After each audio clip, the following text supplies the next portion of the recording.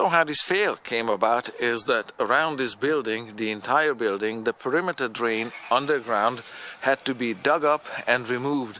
Now that the work is complete, you can see that these cleanouts here are showing on the top of the surface, and we have new drain pipes in the ground around the entire building. The old drain pipes look like this, sections of 1 foot long or so clay pipes that are octagonal in cross section, and these crack and break and collapse over time and get filled with sediment that gets packed into it.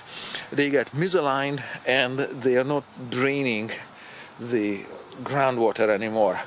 Of course, all of the groundwater leads to one of these storm sewers, and from here on it goes out to the city. So one day, it so happened, somebody knocks on my door and is looking for electrical tape. So I give the guy electrical tape. There's electrical tape, and because I'm thinking, of course, I supply the guy with some wire nuts or wire morettes, and I said, hey, do you need this electrical pliers, this wire stripper maybe? And the guy says, no, I just need electrical tape. So I gave the guy electrical tape. A few minutes later, comes back and says, it's not really working. I said, what can possibly not work on electrical tape? And he says, I hit some water main, and the water is squirting out, and I was trying to tape around it, trying to hold 100 psi, I don't know, about 5 bars of pressure in with soft PVC electrical tape. So the guy was asking for is something to flatten the pipe with, so that the end of the broken section be somewhat flattened or crimped so it doesn't leak as much. I said, sure, how about this woodworking clamp? Give it a try. He took it out. Of course it didn't work. Concluded that in about 45 seconds. He says it's too big and it doesn't have enough clamping force on it somehow. So I said, okay, take out this small bench vise, see what happens. Of course it didn't work. Came back and asked for something else, and I said, for a bigger vise. I said, sure, take out this one, take out this bench vise, see what you can do with it. He was cranking on it, and of course it broke in half here, and that's how it is today. So that was destroyed in the process.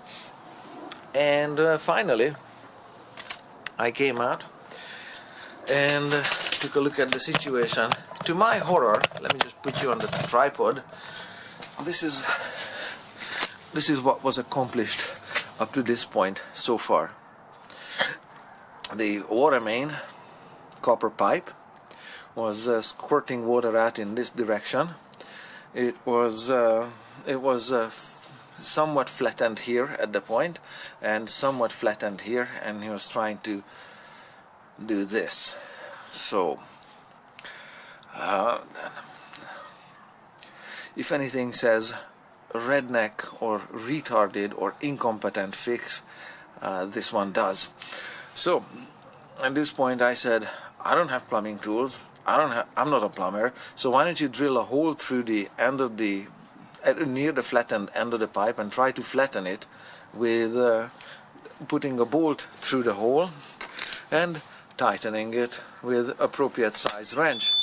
And of course couldn't drill the hole in straight, but also there isn't enough leverage on the bolts to efficiently flatten, I don't know, a schedule 40 pipe. I don't know, it's thick and heavy, okay, it doesn't get flattened easier.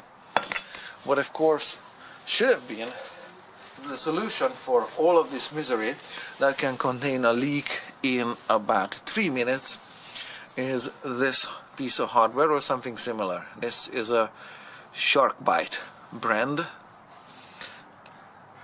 hardware that clips onto the end of a broken pipe. the pipe slides in here.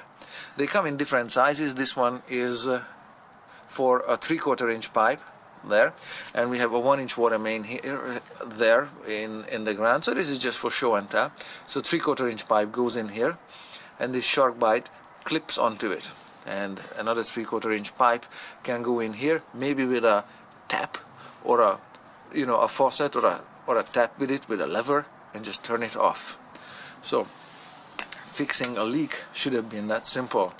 Cut the pipe, say here, water is gushing out, put this one on, clip it on, water is still gushing out, put the tap on it with the tap open, clips in place, tap is still open, turn it off. Done in about 3 minutes. So this is what the plumber fella did. I have the components on the sidewalk here for show and tell. Yeah, that's how a genuine fail looks like.